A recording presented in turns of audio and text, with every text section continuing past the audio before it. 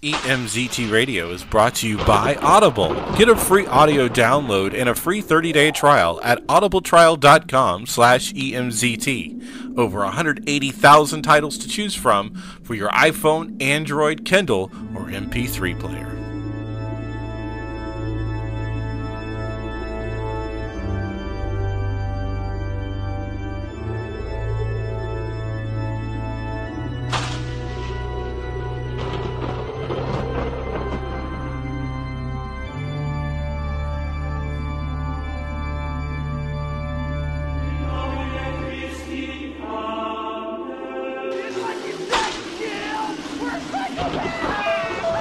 Who's in the box? What's in the box? I'm not gonna hurt you.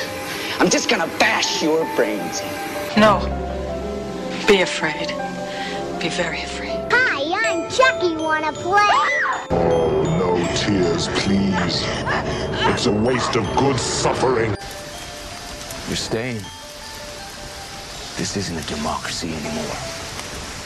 This is now the United States of EMZT Radio. They mostly come at night. Mostly. Welcome to another episode of EMZT Radio. I am Bane Hellborn with my partner, the infamous MJ. Hello, everybody. Your friendly neighborhood space pub is back. And don't forget, Arby's is not a shithole. Anyways, continue. That is an unpaid advertisement for Arby's. Mediterranean Greek tacos. They have the meats. Okay, anyways. Sorry, I like Arby's. What can I say? It's good. Arby's. By the way, if anybody from Arby's is listening, please sponsor the show. Ingratiate us with free Arby's and curly fries, especially the damn fries. Yes, Arby's curly fries are the best. And again, this is not paid. Arby's has the best fries. Oh yeah. Okay, no, I take that back. I'm sorry. Second best fries behind Five Guys.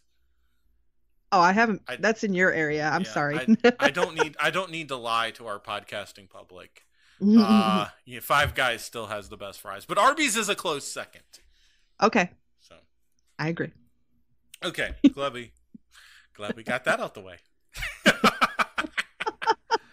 Oh my, we have some. Someone's hungry. Somebody is hungry. Somebody's got a pork ready to go. I made awesome pork roast. We gotta one of these days, if we ever live near each other, we're gonna have to do that. Mm-hmm. We're gonna have to start doing YouTube videos, dinner party and a movie. That would be a video. That would be such a video. Hey, speaking of food, reason why I bring it up is great news for you people that love horror on Netflix, because our favorite horror com is coming back for a third season. The Santa Clara Diet has already been renewed for a third season. So I have not yet. Full disclosure, I'm probably now the only person in America that doesn't have Netflix. Oh, you unfortunate bastard. Well, it's not that. It's just finances. Yes, I know. But I'm thinking about diverting my Amazon Prime money, which I'm pissed off with Amazon. Yeah. Please quit raising your rates every 6 months on Amazon Prime. I know. I may take my Amazon Prime money and divert it into Netflix again. Netflix is trying to get me to come back, but I was pissed off with everything that was leaving Netflix. And it seems like all the cool movies would be on Netflix, and then the next month they're gone. And that's what it started really irritating me. Yeah. So. But Santa Clarita Diet, it's just the chemistry between Timothy Olyphant and Drew Barrymore. Their banter and chemistry is just so perfect. I mean, yeah, that's what sucks me in. It's them. Oh my God! And Joel McHale is on. Oh really, Joel McHale? I like Joel McHale. I love Joel McHale, so I hope that they bring his character back. Oh, they will, because they're on the list to be eaten. Oh, beautiful! I would love to see that. Because they're rival realtors to Sheila and Joel. They're rival. Yeah. Nice. Yeah. So they're dicks. Santa Clarita Diet is back for a third season. It is coming out in 2019. It'll be a 10-episode season, which I don't mind. Okay, for Netflix, I don't mind the 6 and 8 and 10 episode seasons for Netflix, because you don't have, you can get away with a lot more Netflix, and you can advance. You're not, sucked into a time slot, so you can have 2-hour shows that could be 10 episodes. I have no problem with that. Mm-hmm. So yeah, I'm happy for it. I'm happy for Netflix. Great job, Netflix, on bringing Santa Clarita Diet back. Another bit of news that came out. See if I can't bring it back up. Hulu, yes. It was reported by Bloody Disgusting. Hulu has made a 10-episode straight-to-series order for Light as a Feather from Awesomeness TV. Now, I'm going to admit right now I have not seen it. I think Awesomeness TV is on Pluto. So yes, it is. Yeah, you might want to check this one out. Wattpad and Kelsey Grammer is involved with this. That's his Grammit Productions, I guess. Supernatural thriller is based on a story by Zoe Arson that has 2.9 million reads on Wattpad. I'm so glad the self-publishing is starting to take off. I have a friend of mine who might or might not be on this podcast. She's shy. Has written a fantasy book series that is already picking up steam on Amazon. So she did the self-publishing thing too. She's starting to pick up steam, which means I'm probably going to need to find another coworker soon. So maybe you should have her come over to your house and record an interview. If she's shy, I was thinking about that. But she lives like an hour away from me in Johnsonville, so. But I'll talk to her about that when I go back to work next week. I'm off work this week, by the way.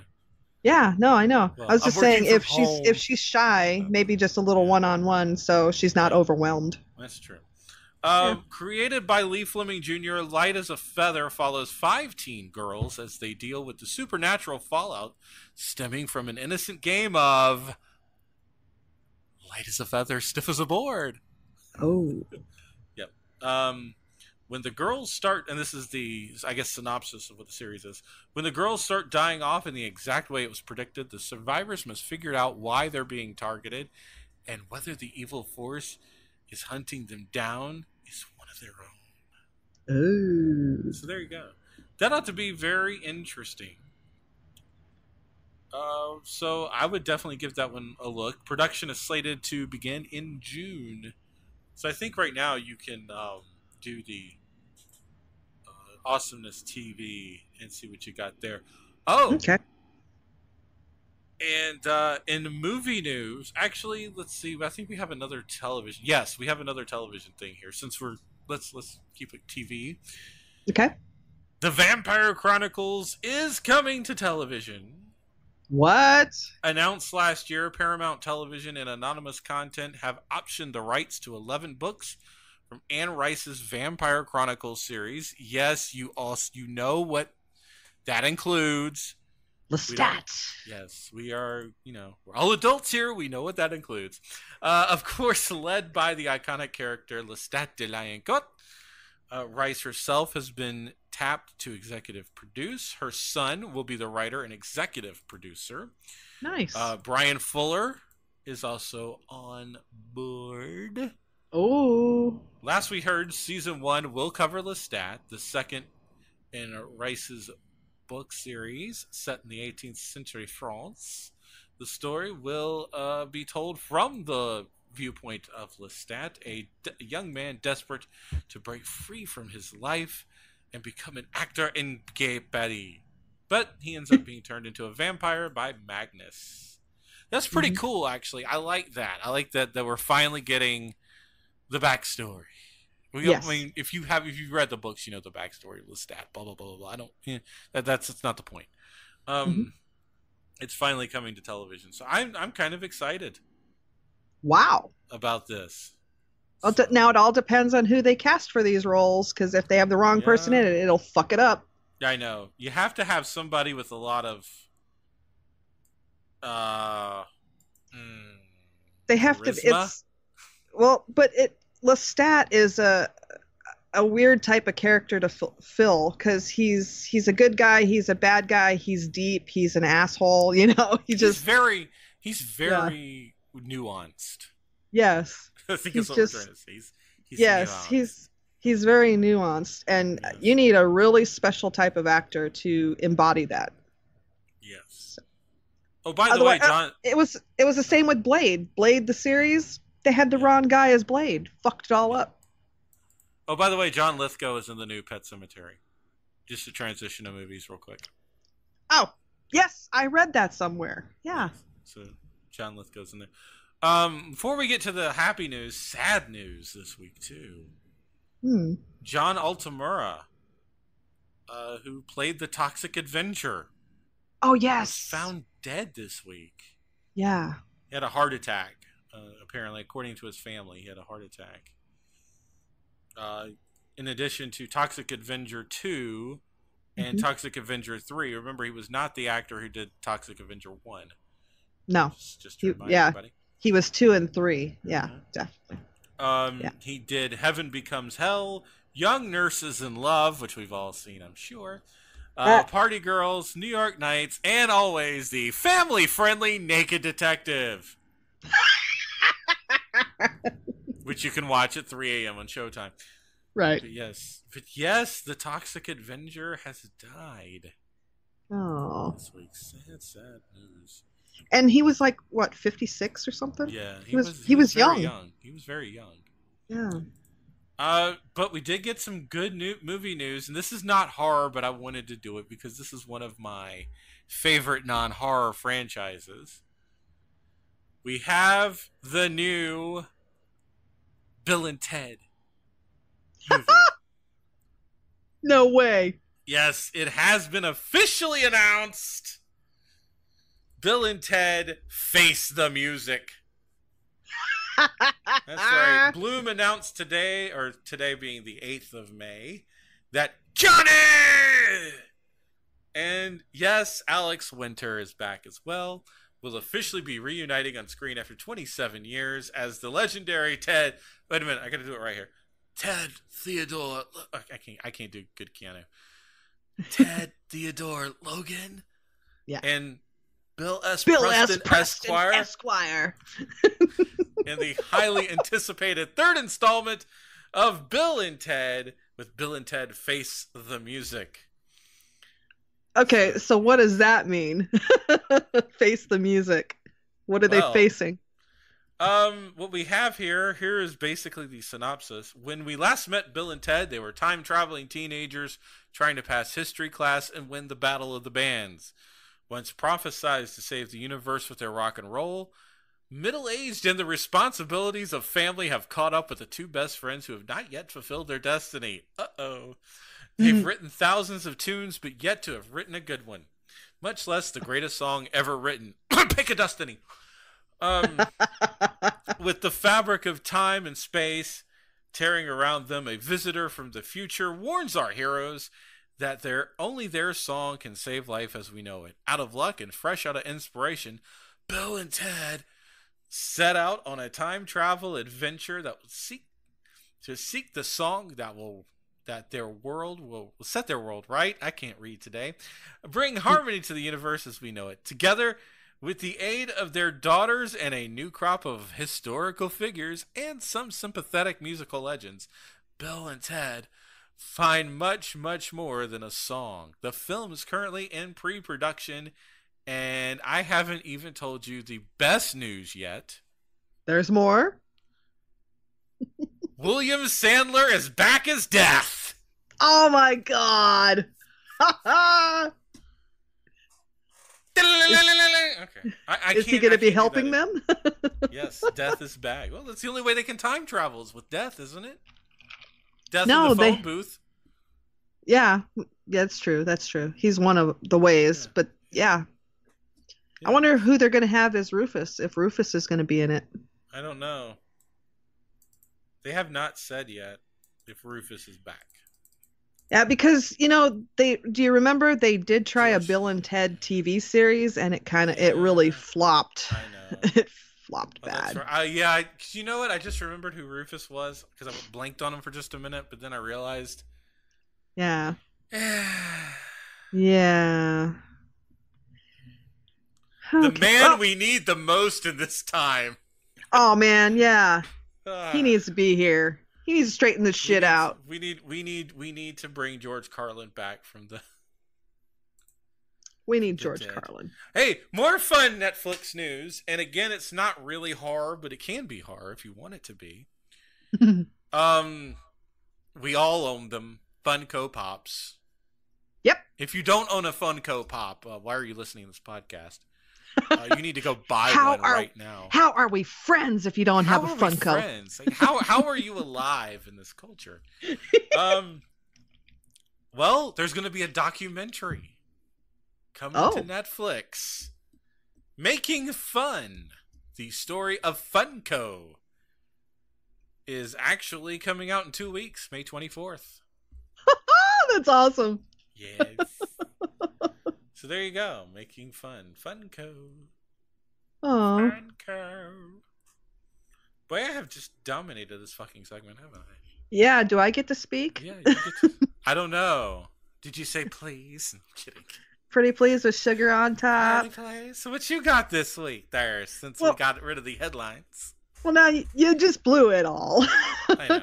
I was going to say, TV-wise, there's also more news about Don Mancini is moving his Child's Play series to TV. Yes! With the franchise producer Frank Kirshner.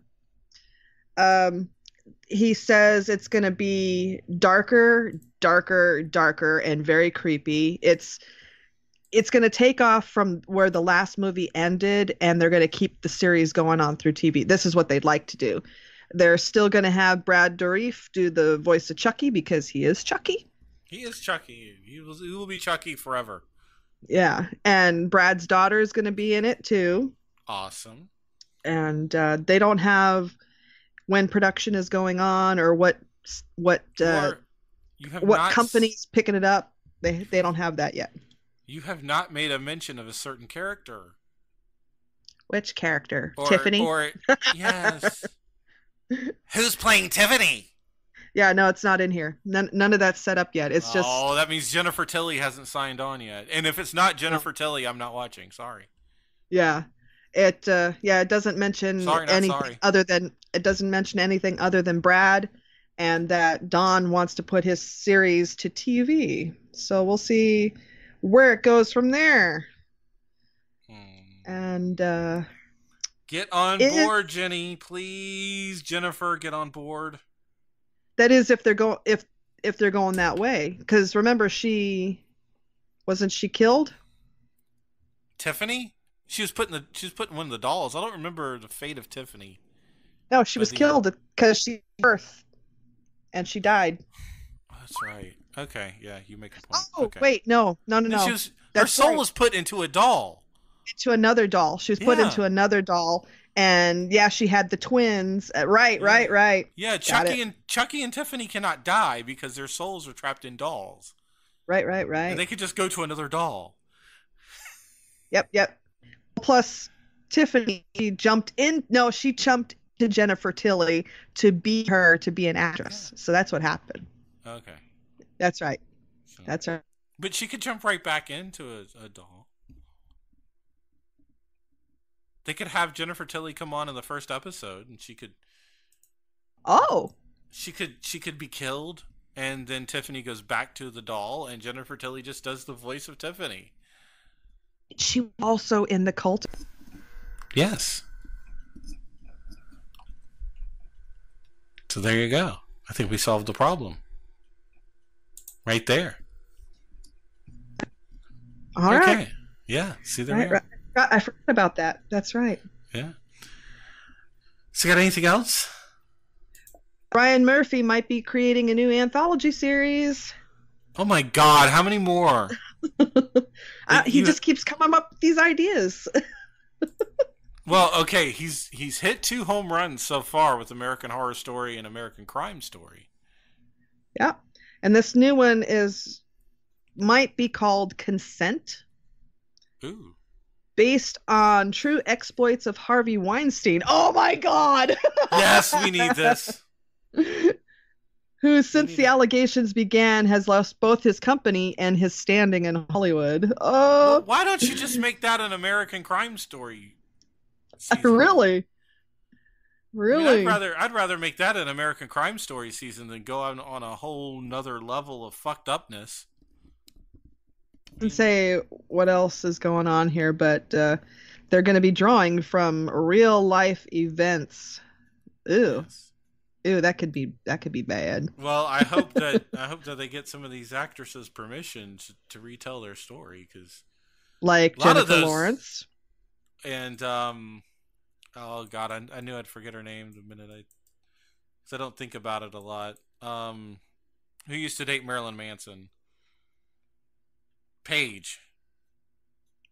Oh, from Supernatural. Yeah. Oh shoot, what is her name? I know. Rose McGowan. There we go. Rose McGowan, yeah. Rose McGowan. Oh, you bet. Yeah, who is, from what all intents and purposes, has completely gone off the deep end, which I don't blame her. She's got to relive all that shit.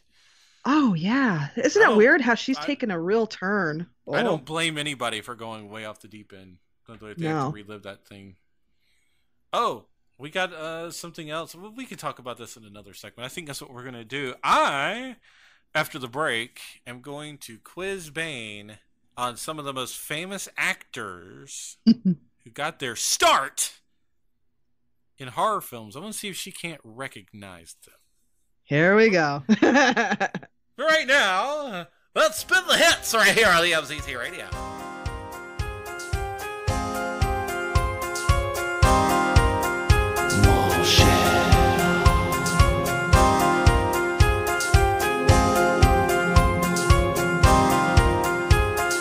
Twilight, hunger comes, you can't fight. I know you are lonely, time is standing still. Wild one, when the night has begun, you summon the only one who can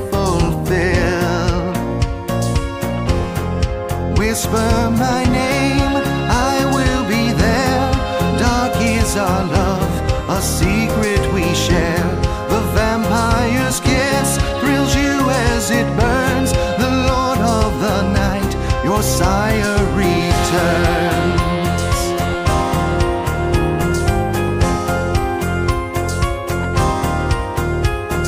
Trust me, give yourself completely. Welcome to forever. Gaze into my eyes. I know your heart wants to let go. We must be together as I hypnotize. Whisper my name, I will be there. Dark is our love, a secret we share. The vampire's kiss thrills you as it burns. The Lord of the night, your sire returns.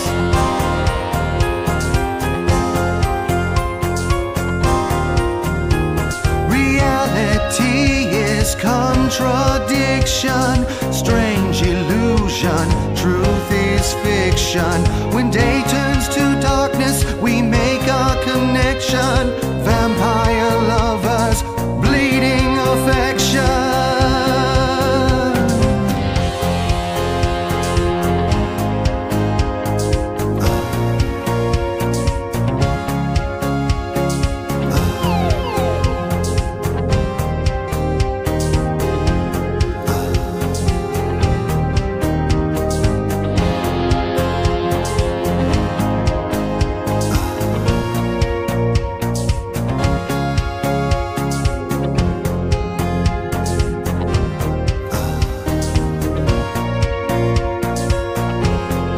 Whisper my name, I will be there. Dark is our love, a secret we share. share. The vampire's kiss thrills you as it burns. The Lord of the night, your sire returns. Whisper my name, I will be there. Dark is our love, a secret we share. The vampire's kiss thrills you as it burns. The Lord of the night, your sire returns. Whisper my name, I will be there. Lord of the night, Lord of the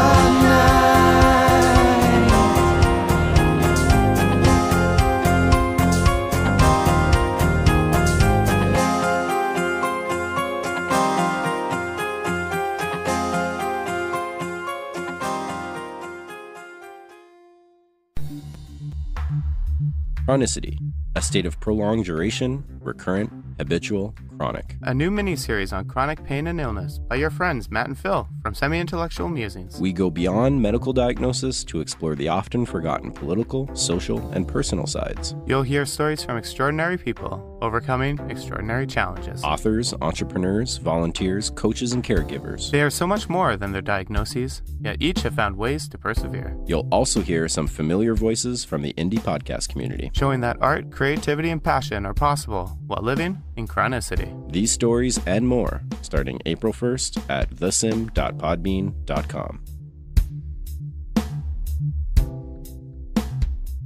You may have escaped from my arena and fled the clutches of Bathory. You may have given back the course of Lamia, chanted in a mere Bloody Mary. There is one being so terrifying, none of the others can scare you like he can. He's the tall, emaciated, faceless ghoul. One they call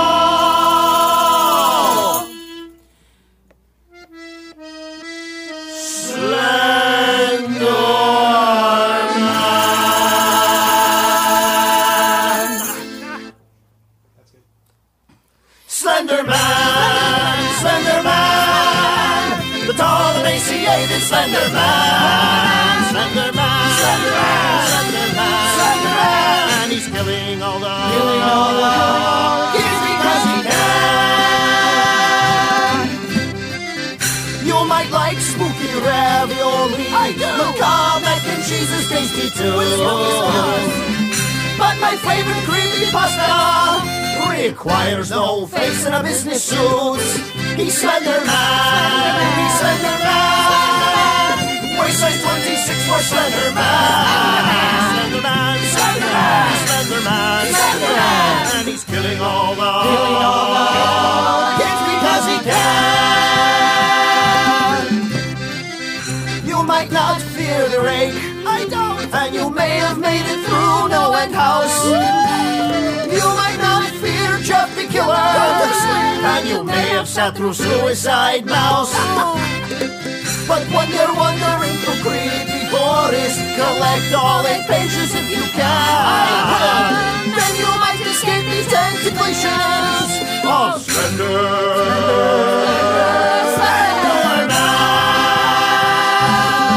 He's Slenderman. He's Slenderman. Oh, low carb diets keep him Slenderman. Slenderman. Slenderman. Slenderman. Slenderman. And he's killing all the kids because he can. Listen, little Chalamet, here's where the tale comes to an end. No matter what you think Slenderman is tell you, that's no excuse to stab your friend. Okay, Slenderman, Slenderman, exercising keeps him Slenderman. Slenderman, Slenderman, Slenderman, Slenderman, and he's killing all the kids because he can. He's Slenderman, Slenderman, Slenderman, Slenderman. The creepypasta shit has hit the fan. Slenderman, and he's killing all the kids because he can.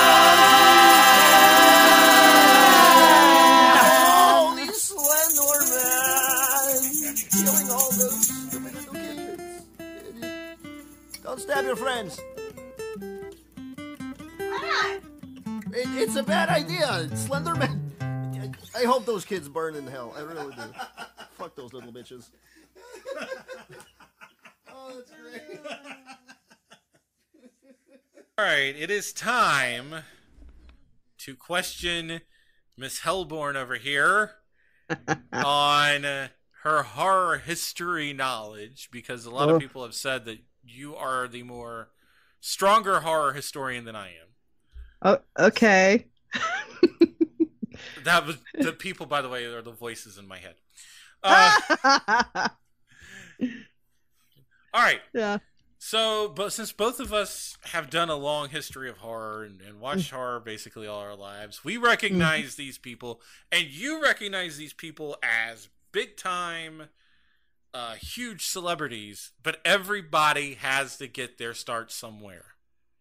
Right. And for a lot of our big names, that start came in a horror film. Now it was, and sometimes they're bad ones. really bad ones in some cases.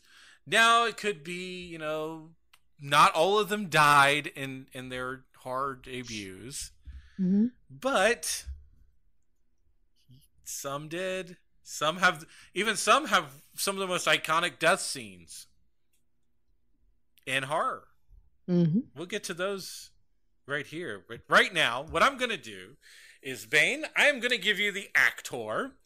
You are going to supply me with the movie. Okay. I'll give you 3 guesses on each one, but 2 or 3 of them are pretty obvious. Okay.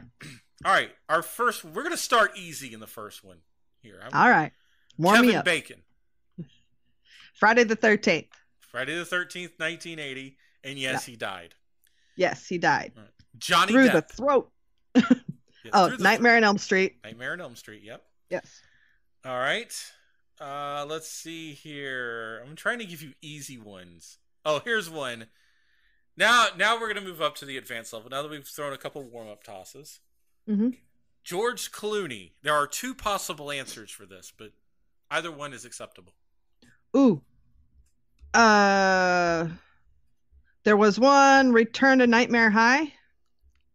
Is that close one? enough. Return to Horror High is one of them. Horror High. Yeah. For bonus points, do you know the movie that he's probably more known for? More people probably thought that was his debut movie since more people saw it.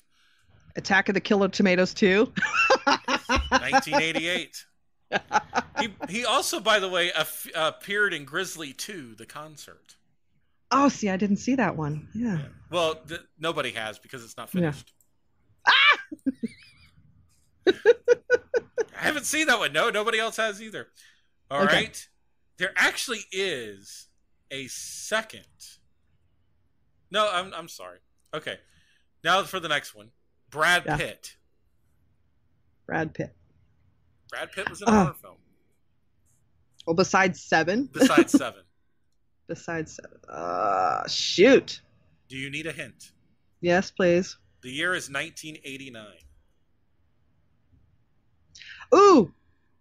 Wait, was he in shit, what was that called? Is it Horror 101 or something like that? Something like that. No. It was about how to be a serial killer.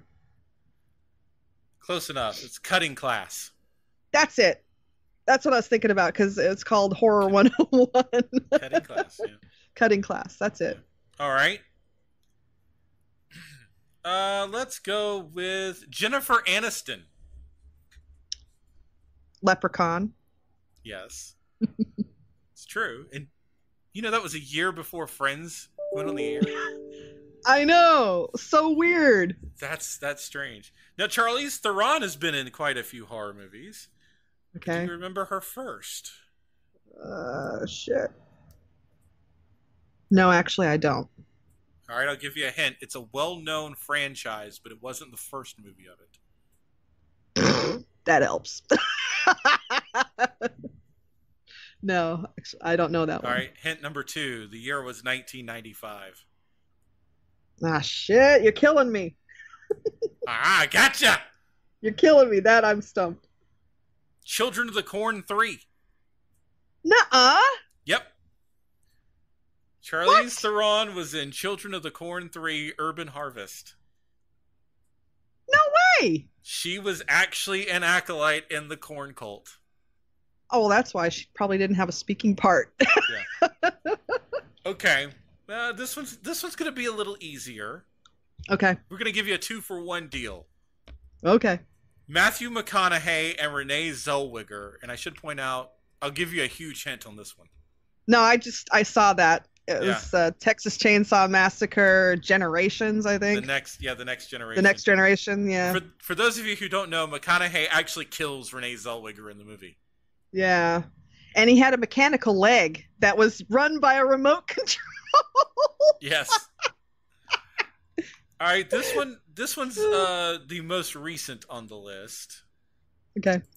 3-time Oscar nominee Octavia Spencer.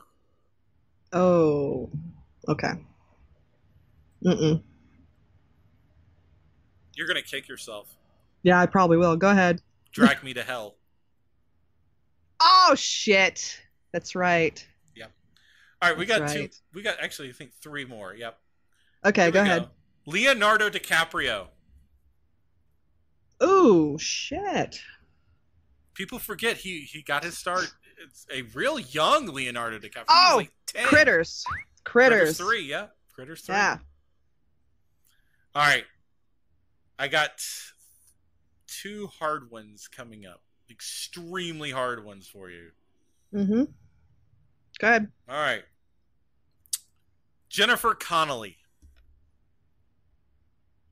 Oh, what is it?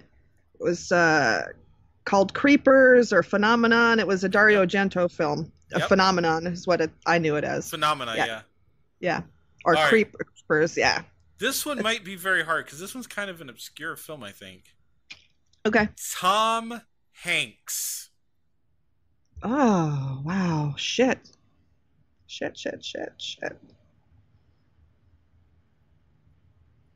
I only knew him in that TV one, but that wasn't quite a horror. No, this is even before that. Before that? Oh. Yep. No, nothing's coming to mind. Yeah. 1980. Shit. 1980, Tom Hanks. It was a horrible movie, by the way. Probably why I don't remember. I've actually seen it. It's pretty. It's awful. No, go ahead. It's not horror trash quality, but it's there. We might do it on horror trash. He Knows You're Alone. See, that's the one I haven't seen. Yeah. And guess what Tom Hanks plays in that? If you remember early 80s Tom Hanks. He was the killer. No, he was an amiable, affable college kid. Oh. As he was in every other freaking movie. Yeah, he was the good guy. Always the good, nice guy. Okay, you might remember him for a movie done later that year. Crispin Glover. Oh. Yeah, that was a Friday the 13th film. Yes, it was. Bonus points if you can tell me the movie he starred in later that year that was extremely iconic. Oh, shit. Nope. No. Ever heard of a character named George McFly? Oh, yeah, that's right. He played the young George McFly in a little movie called Back to the Future. That's right. But Crispin Glover got his start in Friday the 13th, the final chapter. His death scene was pretty bad. He was strung up. Oh, dear. He was strung up with corkscrew. Oh, corkscrew. Oh, that's terrible. Here we are with another good one. Tony Goldwyn. Tony Goldwyn. Mm-hmm. Oh, my God. He was also in a very iconic horror franchise. Other than Ghost. Yeah, other than Ghost. He was the asshole in Ghost. He was the asshole in Ghost. Yeah. Nope. Nothing's coming to mind. I'm sorry. 1986. 86. Shit. 86. Oh! That's another Friday the 13th, part 6. Yes, Jason Lives. He was in that Yes. one. Oh, dear. Let's see. We've done George Clooney. Oh. Oh, these last two are going to get you. Okay. Jeez, I think there's 2 more left. Yeah, there's 2 left. Okay. Paul Rudd. You know him now as Ant-Man, but Paul Rudd. Paul Rudd. He was in Halloween, Curse of Michael Myers. 6, yes, Halloween 6. Yep. And the last one. Let's see if you get this one. Okay. I got to roll back. Richard Jenkins. Jenkins. Why do I know that name? Richard Jenkins. He's just basically been in everything that's Oscar nominated. No, of course. Of course. Only everything. Yeah. He's the Steve Buscemi of the 2010s, really. It's in every good movie. Oh, man. No. I'm sorry. I'm drawing a blank on that one. 1987. Shit. 87. It's not a great movie, I'll admit right now. It's not a good movie. No. The Witches of Eastwick. No! He was in The Witches of Eastwick. Oh, that's right. Yes. Shit. That's right. Well, there you go. I didn't do too bad. You didn't do horrible. You didn't do too bad. I mean, nobody's going to call your expertise in horror history into question, because there were quite a few of them on there that are pretty, unless you've literally watched nothing but horror your entire life and remember every horror movie you've ever seen. Yeah. No, there was quite a few I haven't seen. Yeah. You weren't going to get some of a lot of people weren't going to get a lot of those. But you can, I'll put the link up for that if you guys want to play that game. It's pretty cool, actually. So definitely want to check that out. That was fun. And back to the music after this.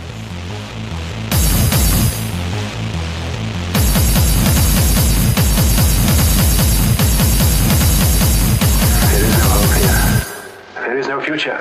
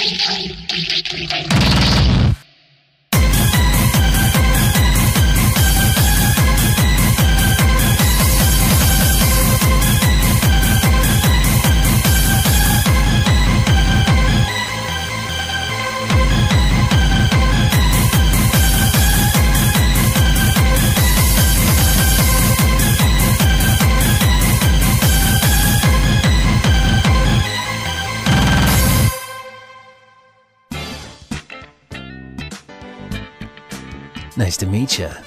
It's me. Yep, in the horns, baby. Come on. Say my name. Dare ya?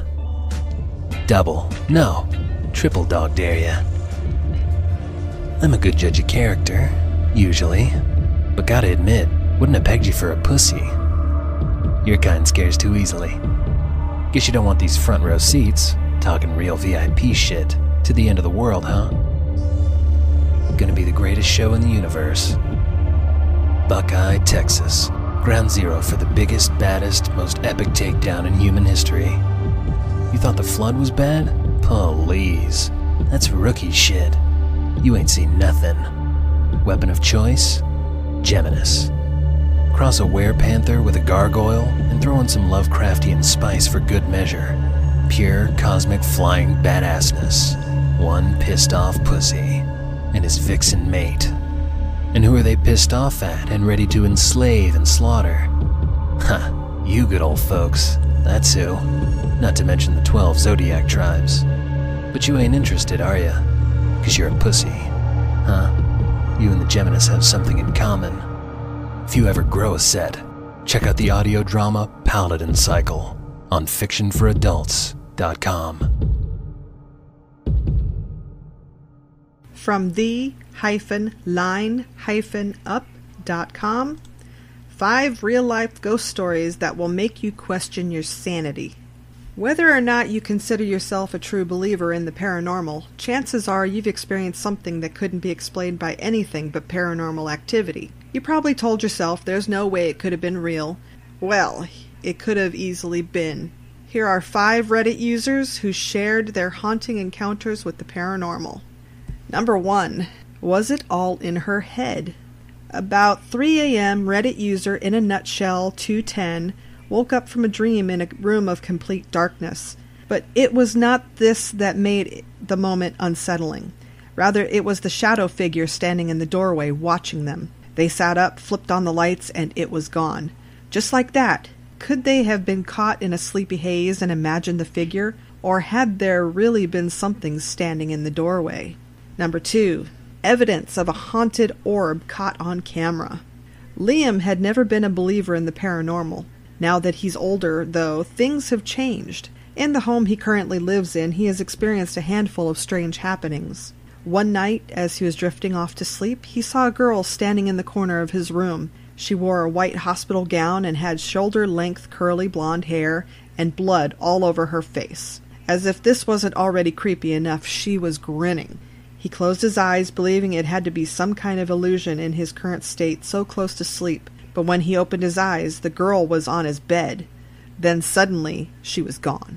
Shaken, Liam tried to forget the experience, but he couldn't for long. Objects fall from his mother's bookcase for no apparent reason. His cat stares into thin air, and at night he swears he can hear someone tapping from inside the walls. He notes this next part of the story to be most important. While re-watching a YouTube video he made, Liam spotted an orb traveling behind him and up the door. Number 3. A cry for help. When Reddit user J227iffy woke after an average night of sleep, there was nothing particularly unusual happening. They began to doze off again on their side facing the wall. Then they heard scratching, and it was overcome by an uncontainable sense of dread, panic, anxiety, and fear. A tingling sensation covered their body and goosebumps rose. They tried to turn in bed but were frozen. Something in their gut said this was not a kind spirit. Even after the presence left, the strange tingling sensation continued. Number 4. A childhood recollection. When Reddit user Anons55 was about 9 years old, they were driving with their aunt and sitting in the passenger seat. They looked out the window and saw a ghost. It was entirely white with no outline, shape, or color, just a dim, see-through blob that floated beside the car, speeding up and slowing down to match the car's pace. It lingered for about 5 minutes before vanishing. They report being calmed and uninterested. After a few minutes of staring, they looked away. This was the only time this user had experienced anything remotely paranormal, and believes this is what ghosts look like in their natural form. Number 5. Ghost. When user 12D Richardson was 14, they found themselves home alone as their parents were out to dinner and their sister away. They just had some tea and needed to use the restroom. As they were in the bathroom, the door creaked open. This was strange because they had closed it tight. They closed the door again, taking extra care to make sure it was firmly locked in place. Then it opened again. They decided to open it completely since they were the only one home. And that was when they saw a ghostly pale figure standing just outside their parents' room, in the dark, across the hall from the bathroom. The figure stared for a few seconds, then vanished into thin air. And you are listening to EMZT Radio. Roll. Run away. Live to fight another day.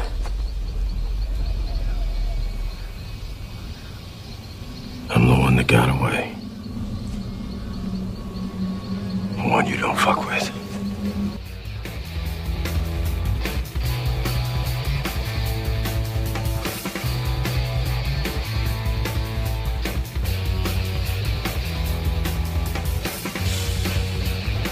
She moves like architect. If she moves, I haven't seen it yet. She moves like Philistine. Never knowing where she's been. She moves like Margaret Red. Over the sideways down again. She moves like glycerine. All along the side of the sea.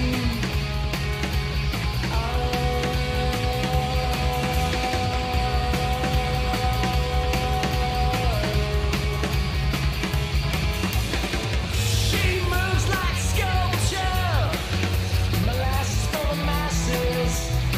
She moves like talent scene, all along where she's been. She moves like Margaret Red, over on the sideways down again. She moves like Alice Sight, all along in center line. She moves, and she moves.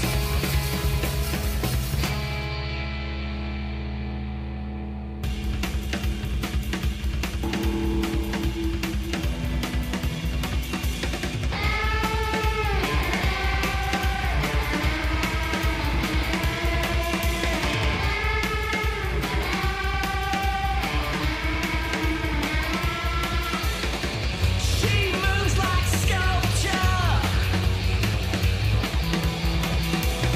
She moves like sculpture.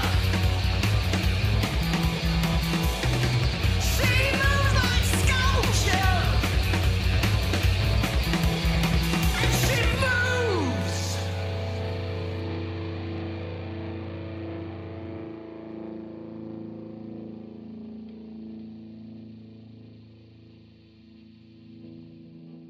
Do you like science fiction, action, and adventure? Hours of constant cleaning-based sexual innuendo? The sound of the whole table yelling at one guy for rolling poorly. inspirational anecdotes? And have you ever fantasized about having your head being massaged by a psychic? If so, follow the adventures of the crew of the Irritated Badger on the Chaotic Goodness podcast, coming every Monday on iTunes, Google Play, or anywhere else you find your podcasts. Space adulting's hard.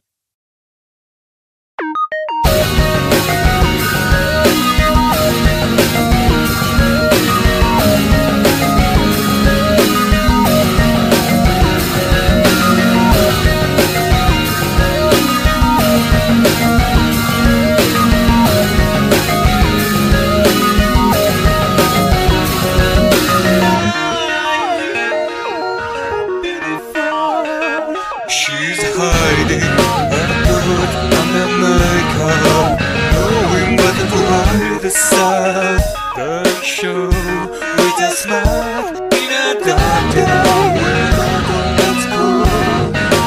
Everything goes south with every shade of glass. You are holding me tight. You are holding me tight.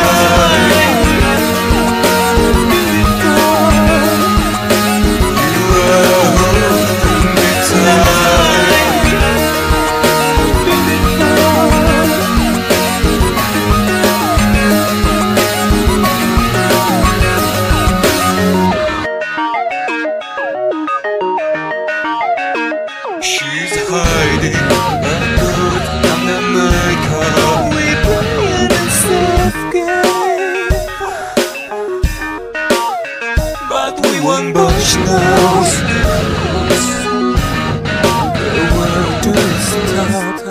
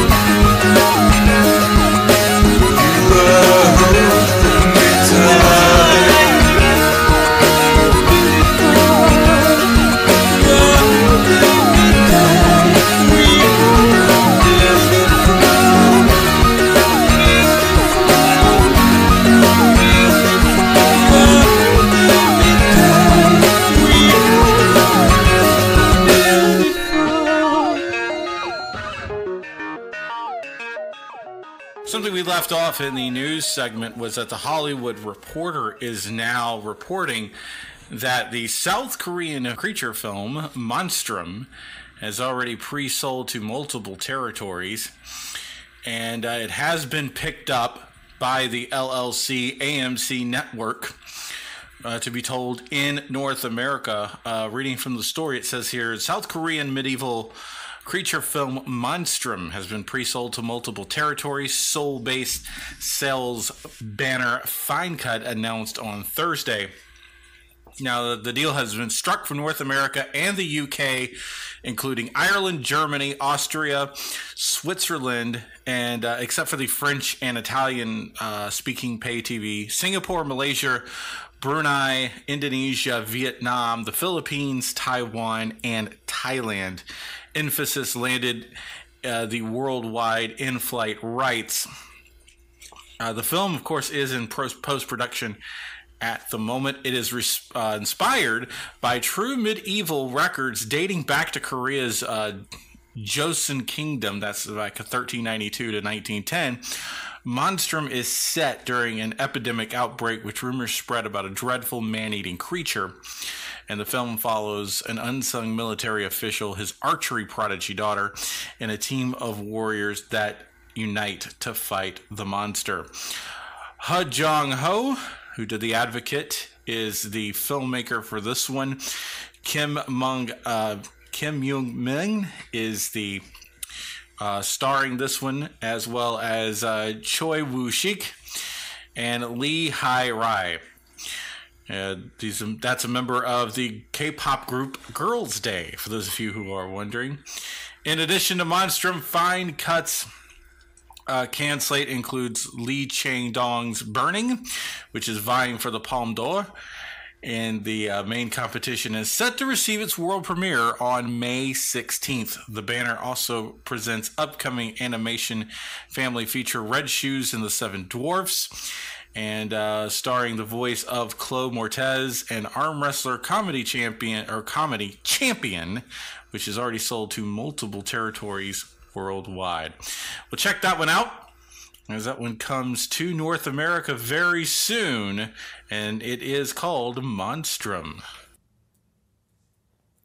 Irreverent, obnoxious, and very hateful.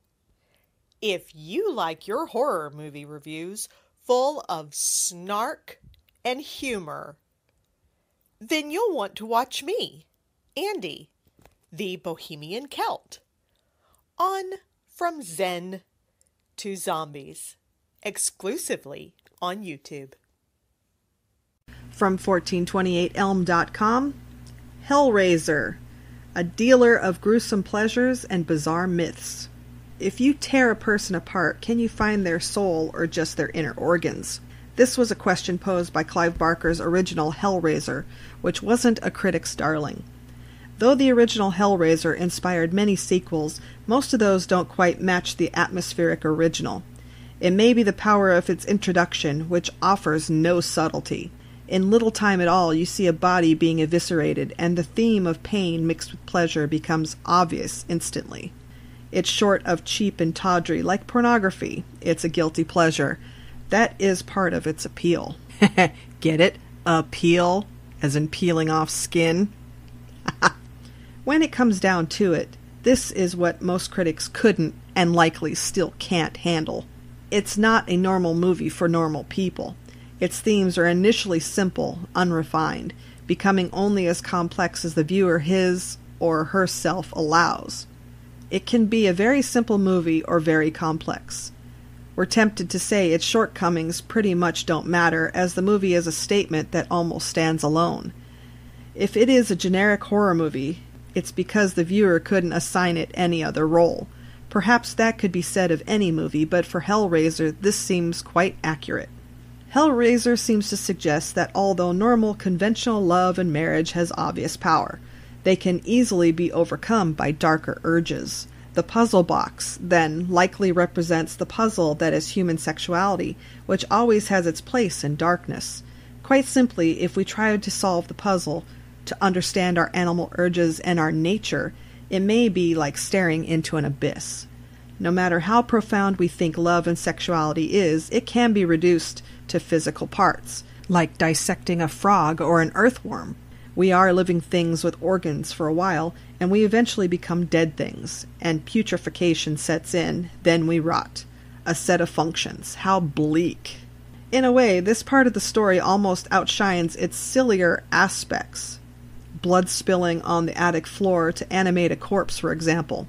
At the same time, this movie proposes its own hellish mythology, undeniably tying love, pain, torture, death, and demons together.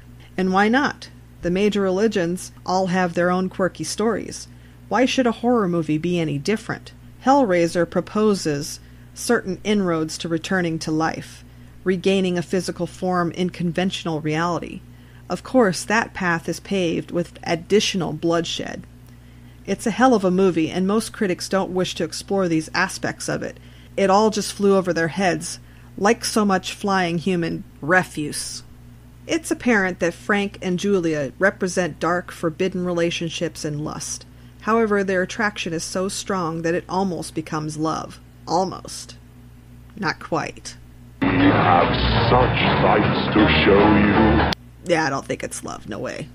It seems they can only be together if they're damned, and if things are wrong in the world and with them. So in a way, their relationship is one of the most interesting aspects of the film. It's fucked up is what it is. That's what it is. To emphasize this point, Frank is revitalized a bit more every time she brings a man home to the attic. There she kills them and lets Frank feast on their flesh. What's your pleasure, sir? The power of attraction and trickery blend together with death, consumption, and rejuvenation. It's a bit silly, but it makes me think of the infamous Venus flytrap. Julia, then, is like the sweet nectar utilized to attract bachelors, who are like mere insects. Actually, it's a bit similar to the Little Shop of Horrors, the silly story about a flower shop employee feeding people to his plant. In fact, every incarnation of that story even has S&M elements. In the first film, Jack Nicholson appears as a masochist visiting the dentist, deriving great pleasure from the sadistic dentist's drill. What would Hellraiser be without its Cenobites? Obviously, you have Doug Bradley as Pinhead, Nicholas Vince as the Chatterer, Simon Bamford as Butterball, and Grace Kirby as the female Cenobite. Demons to some, angels to others.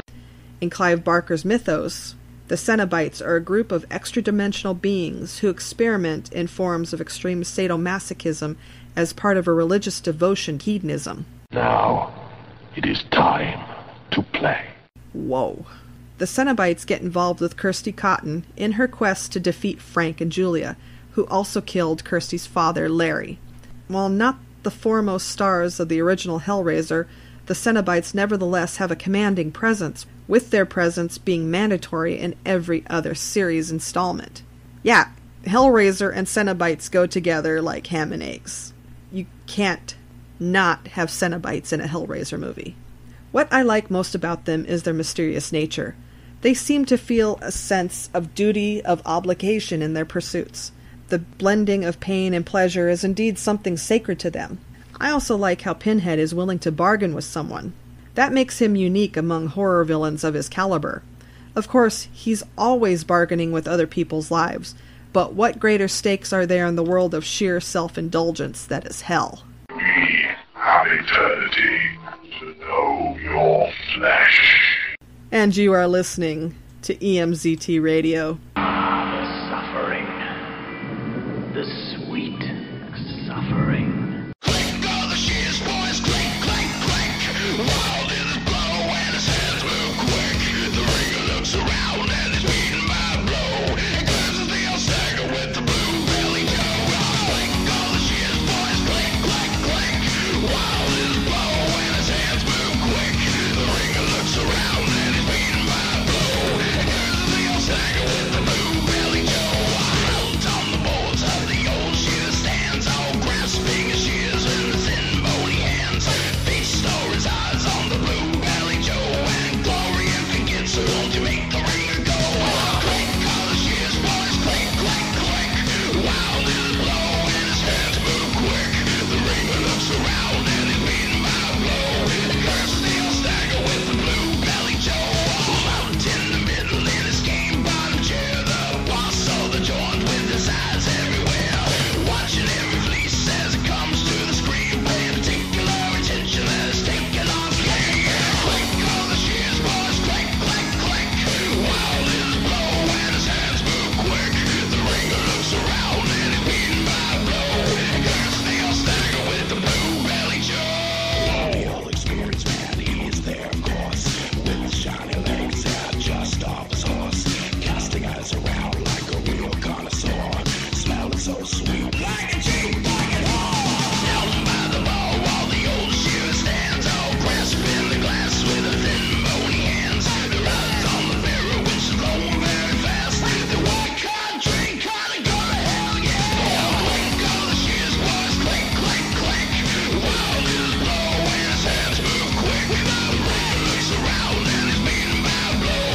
He curses the old stagger with the blue belly Joe. Clink all the shears, boys, clink, clink, clink. Wild in his blow and his hands move quick. The ringer looks around and is beaten by a blow. He curses the old stagger with the blue belly Joe. You love midnight movies, don't you?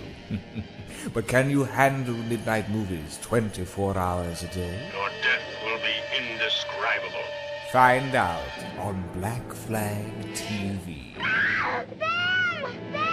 The first viral television on the web. Black Flag TV is entirely dedicated to haunting horror, science fiction, and cult movies.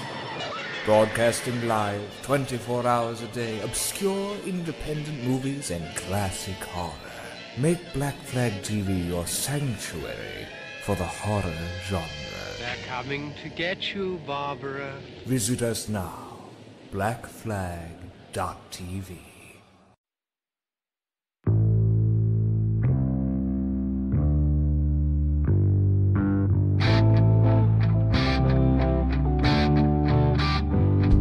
They say you're too young, yet you're over the hill. So you reach for your bag and your lazy yellow pill. Your stomach may be empty, but your mind it is full. And your life may be short, but never is it dull. Life inside a little plastic bag. It gives you life like you never had. From little drinks straight up your nose. Yeah, life is so rosy when you're stoned.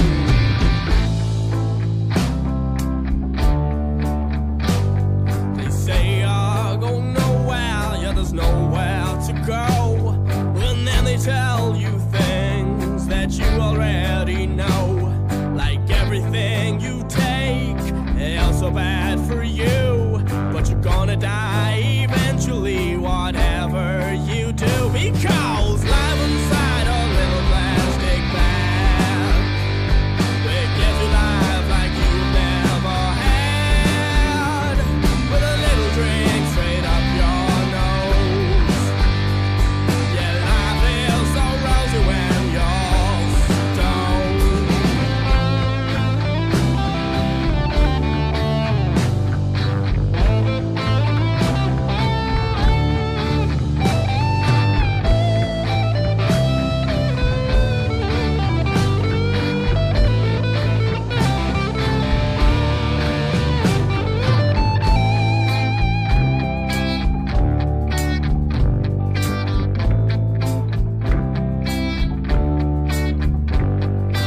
Wake up in a hospital, you don't know who you are.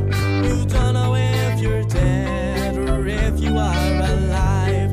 You think you are a rock and roll star. Oh, the doctor thinks you're the lowest of low. But who's he to say? No, he don't really know. He's gonna go home to his whiskey tonight. Tonight he is gonna get stoned. Life inside a little plastic bag. They give you life like you never had. With a little drink straight up your nose. Your life is so rosy when you're stoned.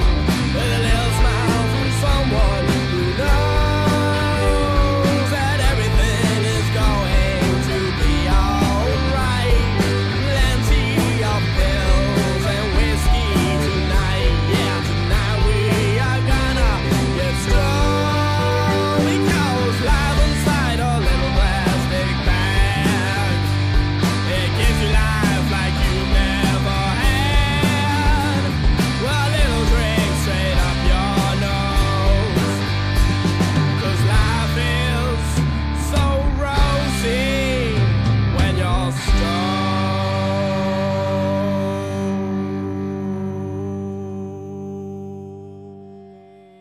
MJ is going to absolutely love this.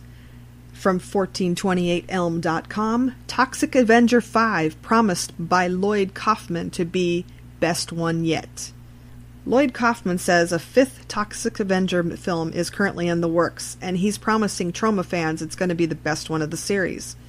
The first superhero from New Jersey will soon make his return.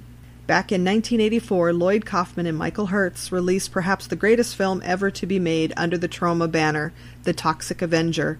The instant cult classic was a big hit with horror fans, and a franchise was born. Ultimately, 3 film sequels would be made, as well as a cartoon spin-off called Toxic Crusaders. Kaufman providing an update on Toxic Avenger 5 in a new interview with SFX. Quote, Fans can expect more low-budget action with the usual trauma mix of girls, guts, and gruesome gore. Toxie is going to go to Chernobyl in this one, end quote. I think it's going to be damn near impossible to top the original film, though I still can't wait to see this. As a sequel to Citizen Toxie, the new film takes place 20 years after the events of that movie, with Toxie's 2 children all grown up. The script, which Kaufman worked on with Guardians of the Galaxy director James Gunn, and Kaufman adds in the interview he feels it's the best one yet. Kaufman also provides an update on the planned Toxic Avenger reboot, claiming it's in development hell. Conrad Vernon is attached to helm the film, should it ever get made. We don't have an official release date yet, and it's pending further updates from Kaufman, but as a longtime Troma fan, I'm already pretty stoked for this one. Stay tuned for future updates on this progress. And you are listening to EMZT Radio. Oh yeah, I forgot. You still prefer your cat to the real thing. At least the cat comes back.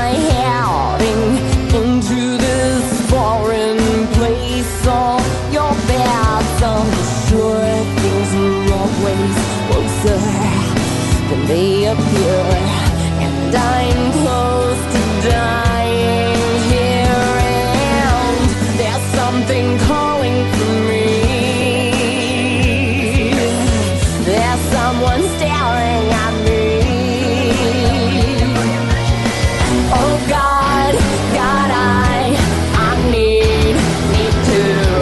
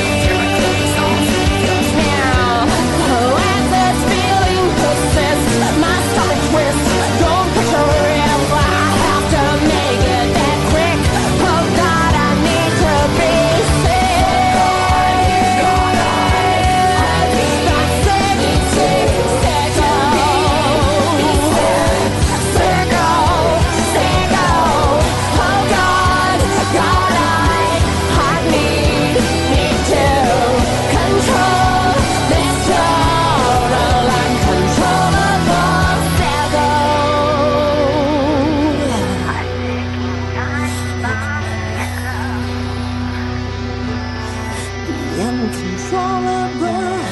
Oh God, God, I need to control this total uncontrollable sickle.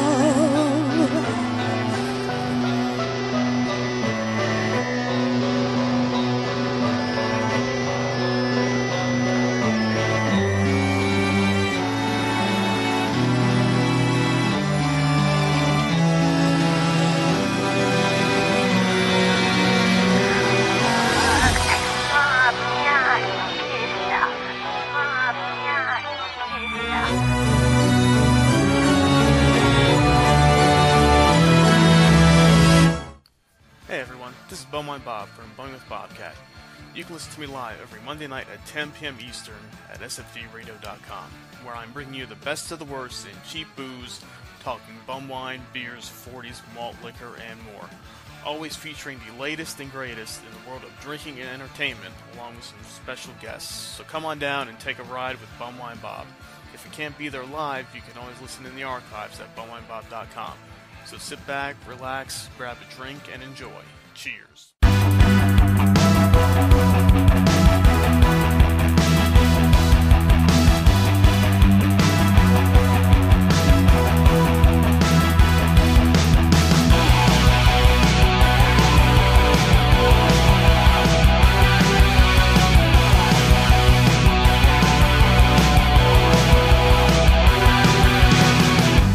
Felt so perfect, seemed so right. You had planned to go off in the night. Felt so perfect, seemed so right. Where has he gone tonight?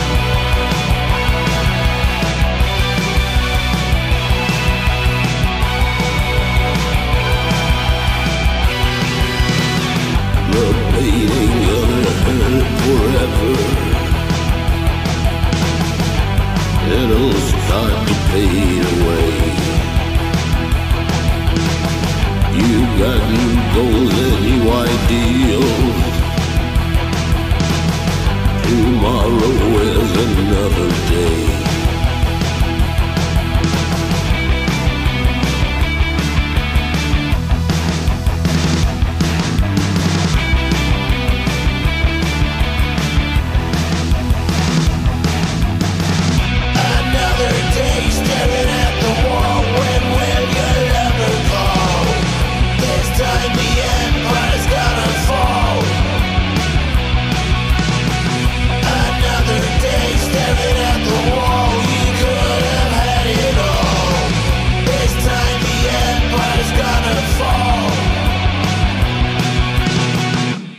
From 1428elm.com, should Ken Foray have stayed dead in Leatherface? Leatherface, The Texas Chainsaw Massacre 3 is a great sequel. At the end, Ken Foray comes back from almost certain death. But should he have? Leatherface, The Texas Chainsaw Massacre 3 has a lot of villains, but only one true hero. Throughout the history of horror, there have only been a handful of true heroes. While final girls often get the upper hand against villains, there are only a few true heroes of horror. Nancy Thompson, Dr. Loomis, Tommy Jarvis are some who come to mind. While The Texas Chainsaw Massacre has Lefty Enright from the first sequel, Leatherface, the second sequel, has Benny. And Benny is the man, because it's Ken Foray. He's awesome. If you're a huge fan of the Texas Chainsaw Massacre franchise, you'll know how awesome Benny truly is. Going toe-to-toe with Bubba, Benny radiates decent energy and heroism. With horror legend Ken Foray bringing him to life, Benny isn't simply trying to survive. He's trying to get everyone to safety. It's a wonderful character bringing audiences to their feet, hoping he can kill these sick bastards once and for all. That's until he dies. Or does he? While shooting Leatherface, the original plan was to have Benny die. While Foray brings the character to life in exciting, completely unexpected ways, the script called for Benny's death. But when New Line Cinema forces Jeff Burr to screen test, audiences want Benny to live and a new ending is shot. If you remember the 1990 sequel, you'll recall Benny makes a surprising return to the fold and saving the day one last time.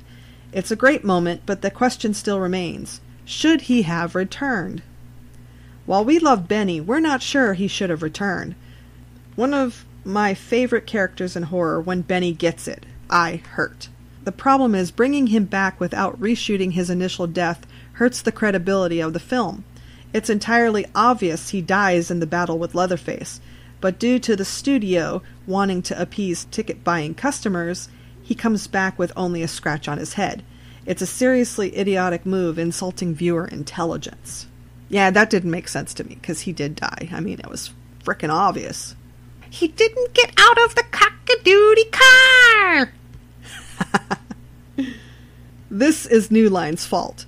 Director Jeff Burr or the studio should have sensed how audiences would take to Benny.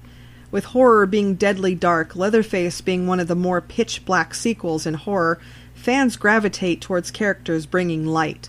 And with the talents of Foray, it's obvious audiences wouldn't like the man dying. They should have known. Good God, they should have known. And with the way the film stands, he shouldn't have come back. Yeah, because, I mean, it'd be great that the black man gets to live through a horror movie, but he did get nailed pretty good. So, that's just one of the horror rules. Because he was black, he's supposed to die. And that's what they originally had, because it was following the rules. But you did feel good knowing that Benny lived. But you wondered how, because he was nailed pretty harshly. So, anyway, you make up your own mind. And you are listening to EMZT Radio. If I owned this place in hell, I'd rent this place out and live in hell. Hello, horror fans. My name's Douglas McCambridge, and along with my co-host Jamie Lorello, we run a podcast called Good Times, Great Movies, where we review movies from the craziest decade, the 1980s. In October, we do horror movies and horror movies alone, so we're reaching out to you, the listener / horror fan, to recommend movies you want to hear us talk about. Tweet to us at GTGMcast, find us on Facebook, listen to the podcast, Good Times, Great Movies. Let us know what horror movies from that decade you want us to talk about. If we choose yours, you win a prize. It'll be something awesome. Blu-rays. That's what I'm going to say. All right, hope to hear from you. Okay, well, that's wrapping up another episode of EMZT Radio. Oh, man. And we left some of the best news stories for last. Yes. If you're in the UK, you're going to want to go check out HorrorCon in the UK. And the special guest, are you ready for this? Yeah. I mean, you're going to love this. Dario Argento. At least let me talk. Dario Argento. Jeffrey Combs. Yes. David Warner. I don't know why I always say Werner every time I see Warner. I don't know. That's weird. Barbara Crampton. Woo. Everybody wants to meet Barbara Crampton because she's so awesome. She's more beautiful now than in the 80s. Mm-hmm. Yeah. Billy Wirth is going to be there. Claudio Simonetti. Dee Wallace and Graham Humphreys. Oh, yeah. All gonna be there. If you're in the Sheffield area, it is May 19th and the 20th. To check that out, please. Oh, yeah. And if you went, say something to us on Twitter and give us a reaction. Yeah, please. I'd like to know, because the UK has the best horror conventions. Yes. They do. Actually. I wonder if our friend John will be there. I wonder. That's near his area, isn't it? Yeah, I think so. John Shelton, if you're there and you want to send us a video, we'll put it up on the EMZT site. Of course, you'll probably put it up on yours, but send it to us and we'll upload it on ours as well. Please. And link to yours. I would like to see what a UK horror convention is like. I've been to the American ones. So we'll talk to people and see what they say. Yeah. Yeah, I thought I would just bring that one up. Also, I know you Xboxers are getting geeked. Because State of Decay 2, just a couple weeks away now. And it is going to be on. I don't know if anybody has... If you're an Xboxer, you've probably already seen the ad, but it is going to be included on the Game Pass. So if you don't want to plunk down the $29.99 for the State of Decay, or if you don't want to get the Prepper Pack, which is not sold separately, by the way, it's in the Ultimate Edition pre-order, which is $50. Go do that. If you're wondering what's in the Prepper Pack, the Prepper Pack has the Grass Cutter. It may not be in I love that. This is one of the greatest descriptions ever. It may not be an immortal blade from an ancient history, but it sure slices through zombies as it were. The Rami's 5, which is a modern truck with a custom paint job. You'll have a rucksack of materials and a rucksack of food to feed your survivors. There's also 25 boxes of seeds, a facility mod. You'll be starting the game with 6 Molotovs. Wow. Yeah, so if you want to plunk down the $50 to get all that stuff, go for it. I think, though, you can also get the Prepper Pack in the normal State of Decay if you pre-order. I hate that term pre-order because you're buying it, you're ordering it. Yeah. It just hasn't come in yet. So is it really a pre-order? Technically, yes, because it hasn't come out. So you're buying it before it comes out. So, yeah. That's a good point. And it's available on Windows 10 PC. So you PC Master Race can also play as well. Because we all know we all have to bow down to the PC Master Race. Hey, touted as the very first disaster film to hit Norway, last year's Roar, Athong directed The Wave. Roar-a-thon directed The Wave is being excelled because it's anti-Hollywood. Rather than embracing the disaster porn aesthetics of San Andreas, The Wave is wonderfully restrained. The effects took a backseat to human emotion, making it one of the best disaster movies to come along in recent years. Well, according to Screen Daily, The Wave has a sequel. Of course. That's a $6.4 million project, sort of a spiritual follow-up to The Wave, inspired by the 1904 Oslo earthquake. The Quake is expected to be released in Norway on the August of 30th, or the 30th of August, whichever way you want to put that, 2018. Huh. And I see some pictures of this, and it looks nice. Oh. So that should be very interesting. And we this was spotted over at Reddit. So you can go over to Reddit and check this out. MTV presents This Is Horror. What? Yeah, do you remember that? Yes. Well, it featured for those of you who don't, it featured interviews with Stephen King, Wes Craven, and Brian Yenza. It showed off clips from a handful of horror gems. The special, produced and written by John Simmons, originally aired in 1989. And the Stephen King's portions were actually taken out of a previous special called Stephen King's World of Horror. Over at Reddit, they have found someone who put up the entire broadcast on YouTube. What? And by entire, I mean, yes, the commercials are involved. Oh. Wow. That'll be dated. So, there you go. And we talked about Chucky earlier. Remember Cult of Chucky? Yes.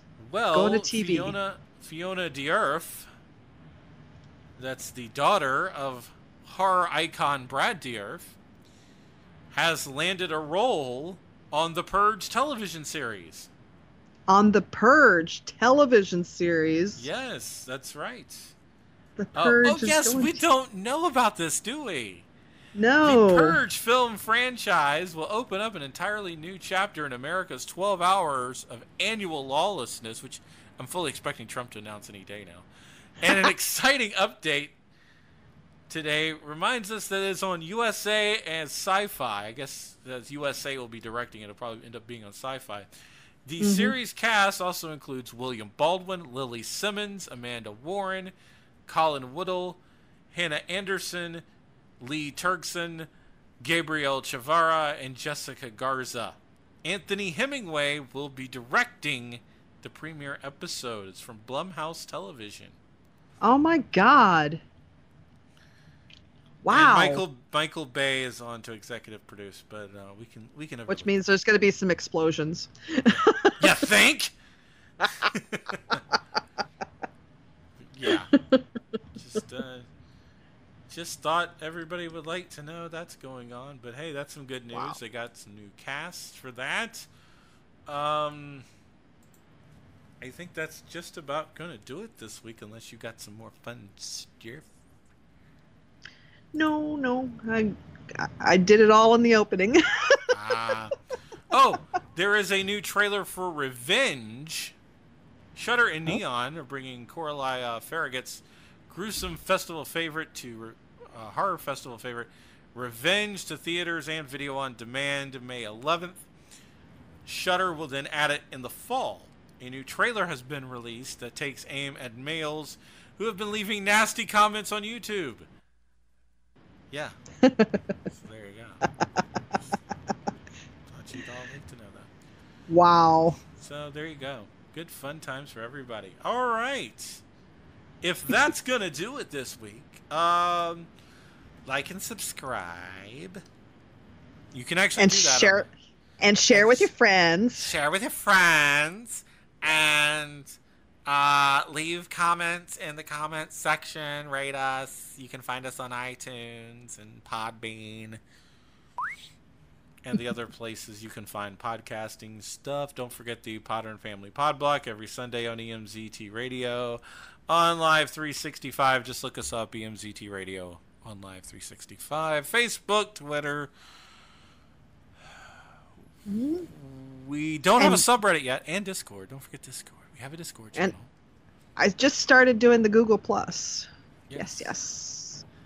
So we're easy to find. Just look up EMZT Radio anywhere you can, of course. Oh, and you notice there was no horror trash this week. Well, that's because we didn't really think about it. If you go to our Patreon and give us $10 a month, you want to be one of our $10 Patreons on Patreon, which you can find in the description below. As they say on YouTube. You can find it in the show notes, our Patreon link. $10 a month perk is you can actually help us by nominating horror trash. Yes, please. Give us some ideas. And as soon as we start getting to the $20, or well, I guess we'll do it with the $10 people as well. $10 a month, we'll do our movie night. Movie club! Where you can join us on Discord and we'll watch a movie together and all that other fun stuff. Yeah. Ah.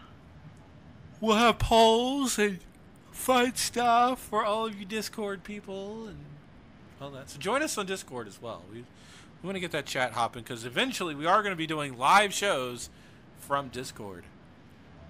That'll be different. Where you can interact with us and ask us questions and be stupid, and we'll even give away prizes. Will we now? Will we? We will. Okay. On that note, I am your friendly neighborhood Space Pope. And I'm Bane Hellborn, and stay tuned for another episode of EMZT Radio. Look at me, Damien. It's all for you. Movies don't create psychos. Movies make psychos more creative. Red rum, red